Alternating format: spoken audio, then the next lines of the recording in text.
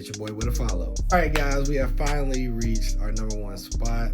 And you guys haven't seen this movie, of course, so far on this list, so you probably didn't guess it by now. So it's the one and the only, the iconic, the quintessential Christmas movie is Home Alone 2 Lost in New York. I definitely think if you were born in my generation onward to now, that you probably consider Home Alone either 1 or 2 as the GOAT of all GOATs when it comes to Christmas movies. But you're asking yourself, why did I decide to pick the second one over the first one? Well, there's multiple reasons, starting with the setting. The first one, of course, takes place mainly in one singular spot versus how in the second one we are in New York City. And like I said in yesterday's video when it came to Elf, it's something about like New York and the Christmas magic, somehow they just go hand in hand. So in the first one, of course, they definitely had great supporting characters with the neighbor that's across the street, along with, of course, like Harry and Marv, but they're just a mainstay. But outside of those guys, to be honest, there's really not too many supporting characters in this movie. This is the second one of how they have a plethora of amazing supporting characters, and Duncan, the toy store owner,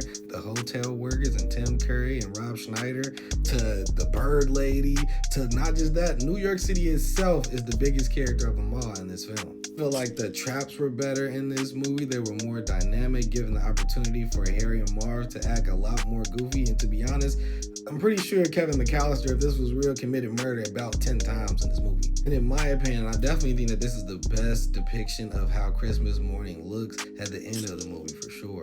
And the funny thing is, I actually seen Home Alone 2 first before I watched the first one, so I never knew there was a Home Alone 1. So by the time I got to it, I'm like, but why is he just at home? Like, this is trash. Like, you need to leave. Like, what's going on? Where's New York? One of the biggest contributors to make this movie such a huge icon is the music in this film being held by John Williams, the GOAT himself, on the soundtrack. The music is so good in this movie, I genuinely thought these were just normal Christmas classics. I had no idea that most of this stuff was original music. Out of every single Christmas movie out there, I definitely think that this has the best ending out of all of them.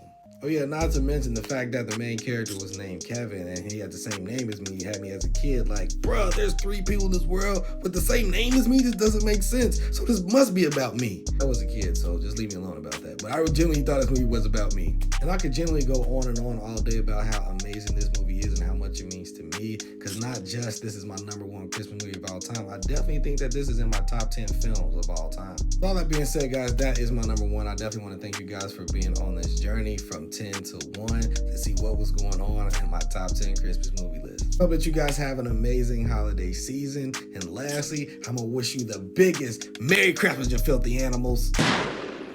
And a Happy New Year.